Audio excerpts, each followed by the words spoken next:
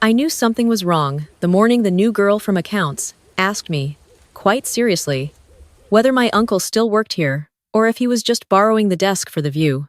She said it with a half smile, the kind people give when they think they're being clever, and I just blinked at her and walked away with my flat white going cold in my hand. Because the man she was talking about, my Uncle Desmond Whitaker, had been at Harlow Pacific Holdings since before her parents had likely met. 41 years. He'd come up from the mailroom in the old Wellington office, back when the harbor still smelled like fish guts and the building had a smoking lounge on the third floor. He'd survived 3 mergers, 2 recessions, 1 hostile takeover, and a CEO who'd once thrown a stapler at the ceiling because the quarterly numbers came in 2 basis points soft. Desmond didn't just work at Harlow Pacific. He was Harlow Pacific. He knew where every dollar moved, every contract had been signed, every account had been opened in the Cook Islands back in the 90s when nobody asked too many questions, and she'd called him a squatter. I'm Tessa. I'm 28 years old, and I work in compliance at the Auckland office of Harlow Pacific, which is a financial services firm with about 400 staff across Australasia and a reputation, if you read the right business pages, for being just slightly too good at getting their clients out of trouble with the inland revenue. Uncle Des got me the job 4 years ago when I finished my postgrad at Otago, and I'd been quietly ashamed of the nepotism for the first 6 months, until I realized half the firm had got in the same way. That's just how it works in this country. 2 degrees of separation, 3 at the most, and somebody knows somebody who knows your dad from the rugby club. The new girl, the one who'd called him a squatter, was named Bridget Caulfield. She was 26, freshly imported from a London consultancy, and she had been at Harlow Pacific for exactly 19 days when she made that comment. She had also, in those 19 days, somehow been promoted to interim head of operations, which was the position that should have, by every reasonable measure of competence and seniority, gone to Uncle Des. Or at least to someone who'd been in the building long enough to know that the lift on the south side jammed if you pressed the button twice. The reason Bridget got the job, officially, was that the previous head of operations had taken sudden early retirement for personal reasons the week before, and the executive team needed someone to fill the seat fast. The reason Bridget got the job, unofficially, was that her uncle on her mother's side was a managing director at our Sydney office and had personally rung the Auckland CEO to make the recommendation. Funny how nepotism becomes meritocracy the moment it wears a tailored blazer and an English accent. I tried not to think about it. Uncle Des certainly didn't seem to. When I asked him about Bridget over dinner at Mum's place that Sunday, he just shrugged and helped himself to another scoop of pavlova. She'll find her feet, love, he said. Or she won't. Either way, the company keeps moving. He was 63 years old. He had 2 more years before retirement, and a mortgage that had been paid off since 2009. He genuinely did not seem to care. But I cared.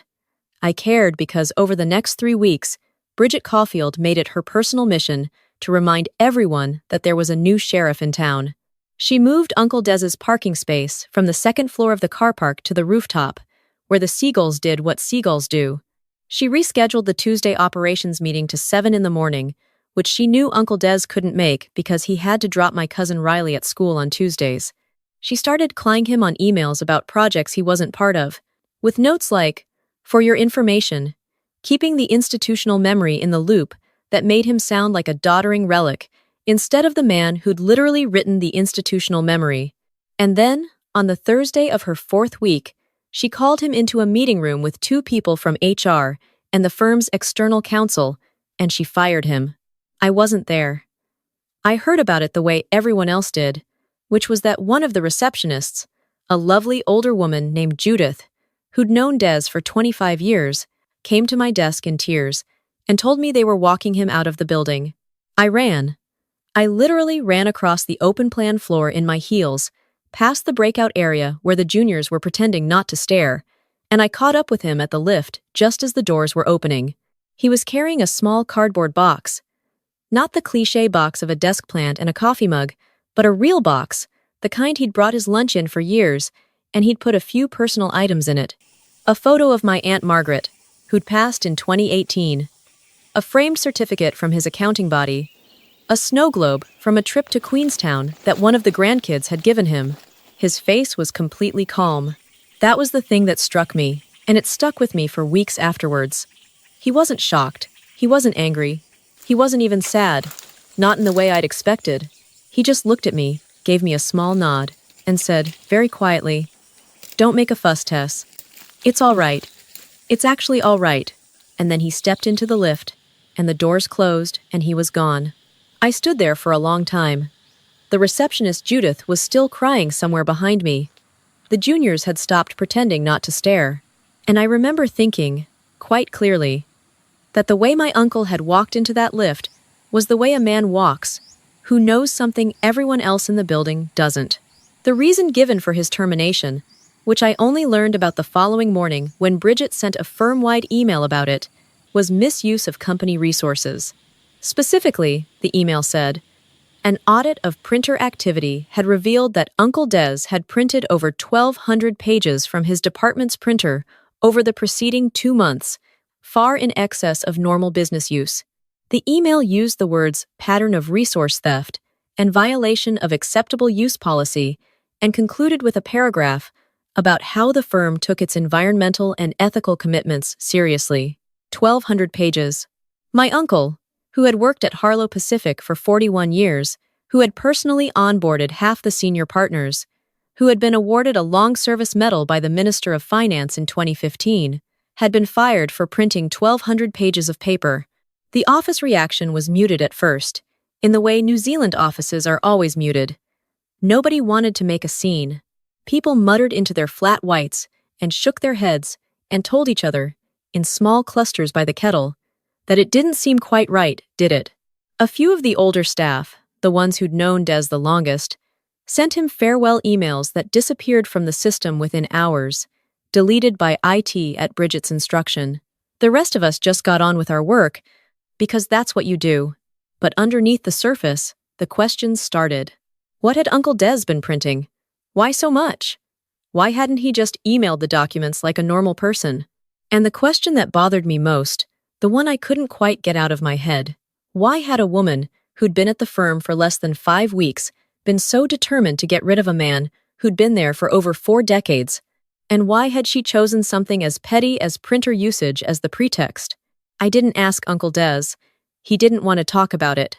When I rang him that weekend, he asked me about my flat and my boyfriend and whether I'd been to see Mum lately, and he changed the subject every time I tried to bring up the firing. He was reading a lot, he said.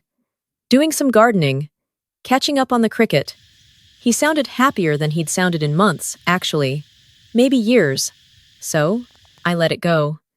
I went back to work on the Monday, and I tried to focus on my own files, which were piling up because Bridget had also reorganized the compliance reporting structure in a way that doubled everyone's workload without changing anyone's job description. I told myself that whatever Uncle Des had been printing, it was none of my business, and that the world was unfair, and that good men got pushed out of jobs all the time, and that there was nothing I could do about it. I really did try to let it go. But then, 3 weeks after Uncle Des was walked out of the building, I was working late one evening, and I noticed something strange about the firm's quarterly reconciliation file. I noticed it because part of my compliance role is to spot-check the reconciliation against the underlying transaction data, and the numbers didn't match. They were close. They were within tolerance, but they didn't match in a way that I'd never seen before. And the more I looked, the more I started to feel a cold little knot forming in my stomach. I went home that night, and I didn't sleep.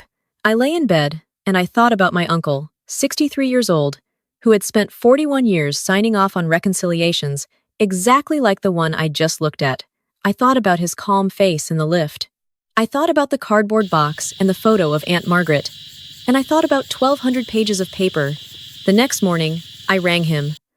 I didn't say what it was about over the phone. I just asked if I could come round for a cup of tea on the weekend, and he said, in that quiet voice of his, "I was wondering when you'd ring, love. Saturday at 10. Bring biscuits." When I got to his place in Mount Eden on the Saturday, he had the kettle on and a plate of malt biscuits already out, and he opened the door before I'd even knocked. We sat in his living room, the same living room I'd been visiting since I was a little girl, and for a long time he didn't say anything. He just poured the tea, and stirred his, and looked at me over the rim of his cup.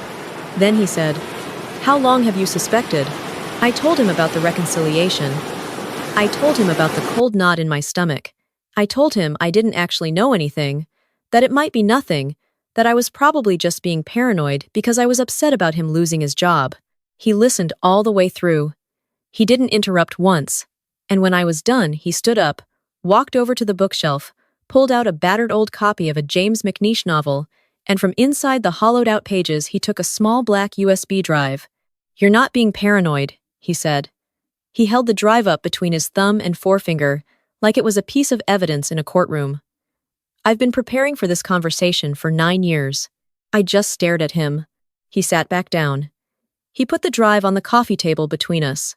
And then, in the calm, methodical voice of a man who had clearly rehearsed what he was about to say many times, my Uncle Desmond Whitaker explained to me what he had really been doing at Harlow Pacific Holdings for the last decade. It had started, he said, in 2017. He'd been doing the year-end reconciliation for one of the firm's larger clients, a property development group based in Sydney with operations across the Pacific, when he'd noticed something that didn't add up. A series of payments going out to a consultancy in the British Virgin Islands. The consultancy had no apparent staff, no website, no published address. The payments were small individually, between $20,000 and $50,000 each, but they were frequent, and over the course of the year, they totaled just over $2 million.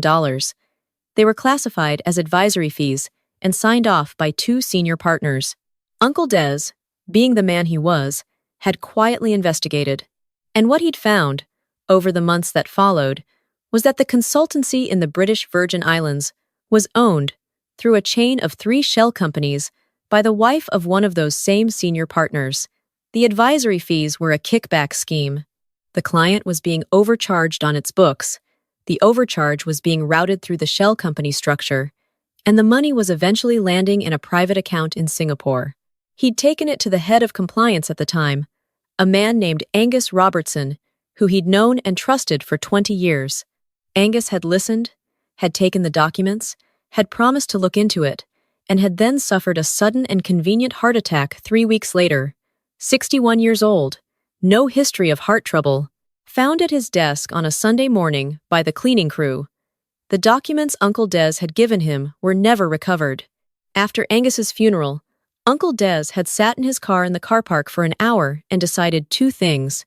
The first was that he was going to keep his head down and let the matter drop, because he had a wife with cancer and a mortgage and grandchildren, and he was not a brave man. The second was that he was going to start, very quietly, keeping copies. Just copies. Just in case. The just in case had grown over 9 years. What had started as a single suspect arrangement had turned out to be, as he kept digging, a sprawling network of fraud that touched dozens of clients, multiple jurisdictions, and at least 8 senior people at the firm.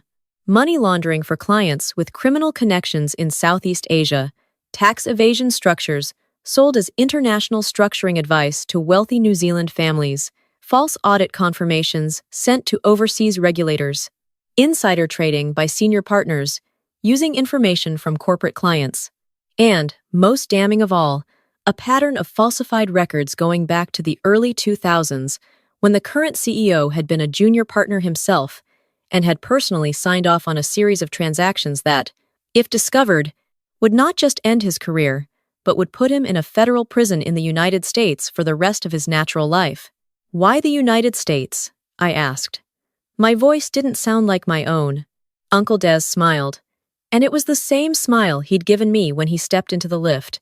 Because some of the money, he said, moved through correspondent banks in New York, which means it's American money in the eyes of American law, which means the FBI and the SEC have jurisdiction, which means a lot of very powerful people in this firm can be extradited. I sat back on his couch. I felt slightly dizzy. "The printing," I said. He nodded. "All those pages. They were evidence," he said. Cross-referenced, indexed, paginated, with my own handwritten annotations on every document explaining exactly what was suspicious about it and how it connected to everything else. 1,247 pages, to be exact, although the firm's printer log only caught the most recent batches. I've been printing in small amounts for years. I just had to print the final compilation in a hurry because I knew what was coming. What was coming? They were going to fire me, he said simply. I knew they were. The new head of operations was brought in for one reason and one reason only, which was to find a pretext to push me out before my retirement, because they were nervous, because they'd started to suspect I knew things, and because if I retired with a full pension, I'd be considered a whistleblower in good standing if I ever came forward, and they'd have a much harder time discrediting me. So they wanted to fire you for cause. Yes, and the printer was the cause they invented. Yes, but the printer was also how I got the documents out of the building. He nodded again. Yes, they were so busy watching my emails and my downloads and my USB ports, they never thought to ask why an old man was printing so much. Old men print. That's what we do. We're the generation that doesn't trust screens. I started laughing. I couldn't help it. I laughed, and at some point, I realized I was crying as well, and Uncle Des just sat there watching me with that small, calm smile of his, and eventually he said, "There's more, Tess. I haven't told you the most important part yet." I wiped my face. "There's more?" "The reason," he said. "I'm telling you all this now." He reached over and put his hand on the USB drive. He pushed it across the table towards me. "I sent the original package to the SEC 11 days ago," he said, "through a lawyer in Auckland who specializes in this sort of thing.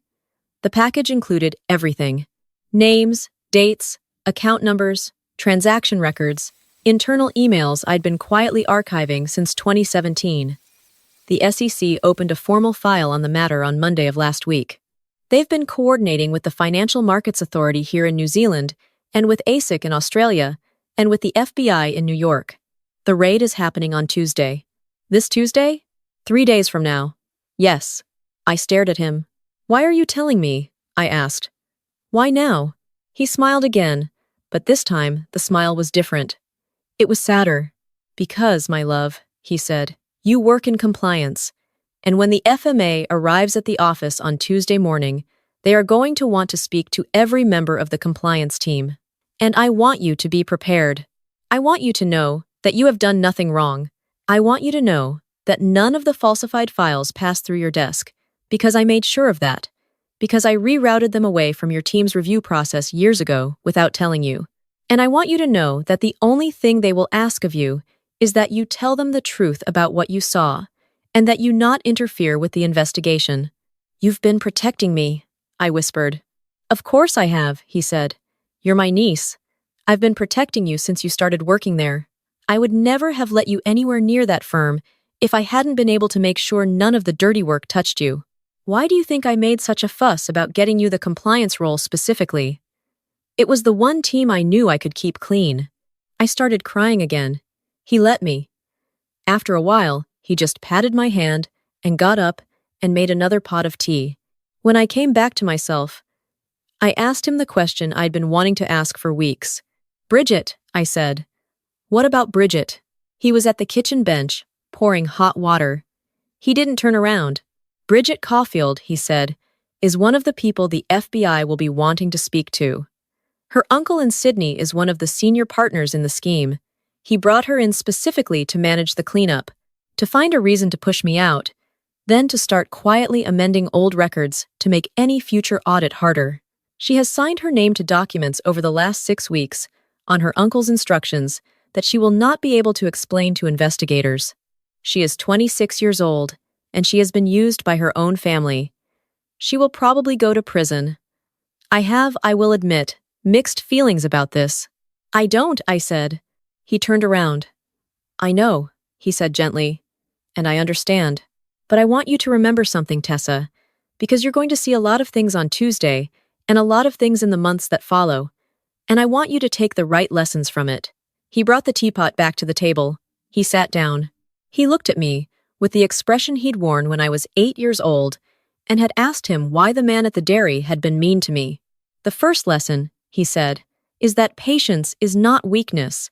The world will tell you that the fastest, the loudest, the most aggressive person in the room is the most powerful. That is not true.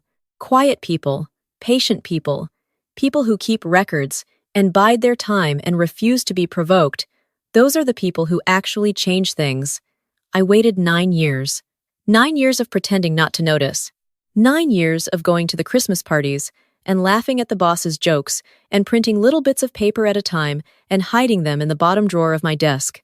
And in the end, the people who thought I was just a doddering old man are the ones who will be marched out of the building by the federal police, and I'll be at home with my tea. I nodded. I didn't trust myself to speak. The second lesson, he said, is that institutions don't have memories. People do. When a Bridget Caulfield walks into a 400-person firm and looks around and sees only the org chart, she sees nothing of value. She sees no history, no warning, no accumulation people. That is why she failed. She sees only people to be moved around like furniture. That is why she failed. She underestimated me because she did not know me, and she did not know me because she didn't think it was worth knowing me.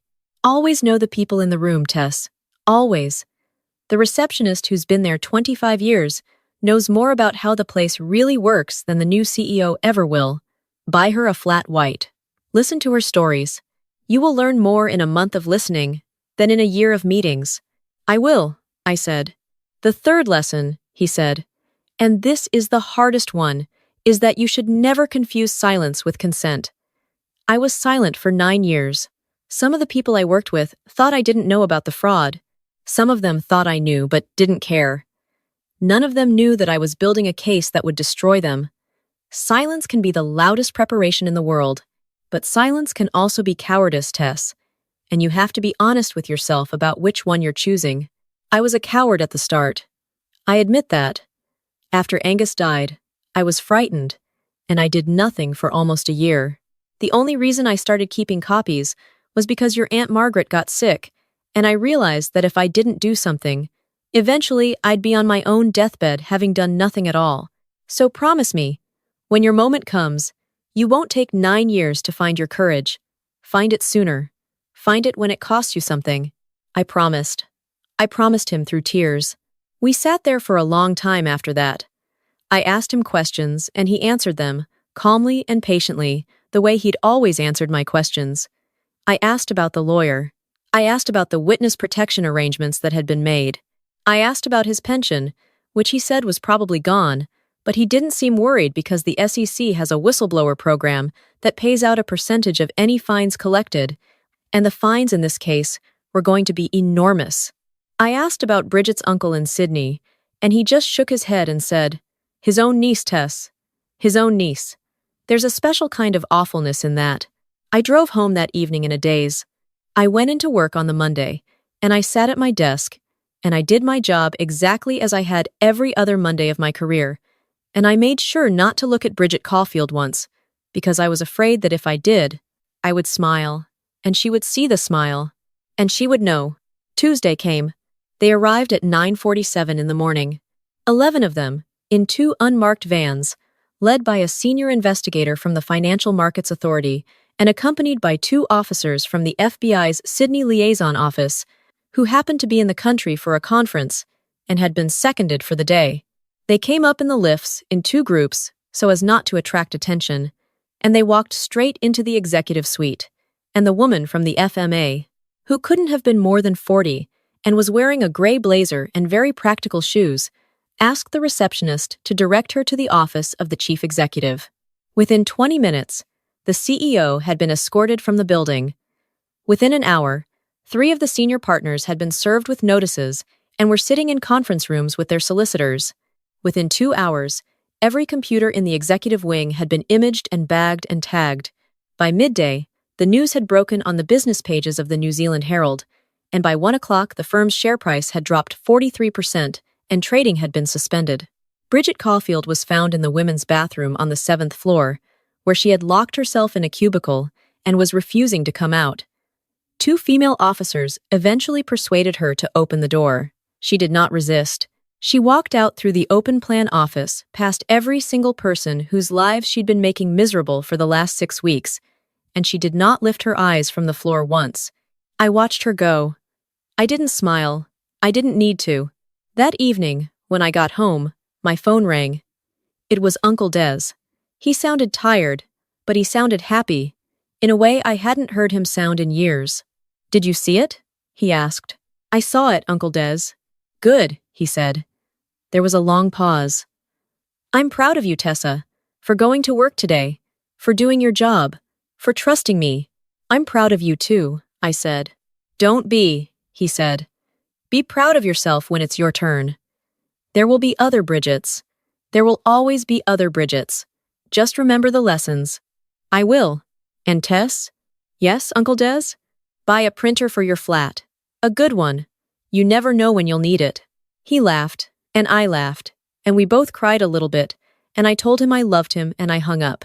In the months that followed, the firm collapsed. 8 senior people were charged. 3 pleaded guilty. The CEO is currently awaiting extradition to the United States, where he faces 27 counts of wire fraud, money laundering, and conspiracy. Bridget Caulfield's uncle in Sydney took his own life 2 days after his arrest, which is a tragedy I won't pretend to have feelings about, because it's not my place. Bridget herself cooperated fully with investigators in exchange for a reduced sentence and is currently serving 2 years in a minimum security facility outside Brisbane. Uncle Des received his whistleblower payment from the SEC 11 months later. It was, by any reasonable measure, life-changing. He bought a small bach in Coromandel. He grows tomatoes. He still drops Riley at school on Tuesdays. I left Harlow Pacific, or what was left of it, 3 months after the raid. I work for the FMA now, in the enforcement team. I make less money than I did before. I sleep better at night. If you've watched this far, I want to leave you with the same 3 lessons my uncle gave me that Saturday morning over a pot of tea, because I think they're true, and I think they're worth more than any salary or any title or any corner office you might ever be offered. Patience is not weakness. Always know the people in the room, especially the ones nobody else thinks are worth knowing. And never confuse silence with consent, because silence can be a weapon, but it can also be a coward's hiding place, and only you will know which one you're choosing. The printer wasn't the crime. The printer wasn't even the trigger. The printer was just the moment when 9 years of patience finally arrived at the place it had always been heading. And the woman in the blazer, who thought she was firing a doddering old man for stealing paper, had no idea at all, that she was actually standing in front of the man who was about to end her entire family's empire, because she had never, not once, bothered to ask him his name,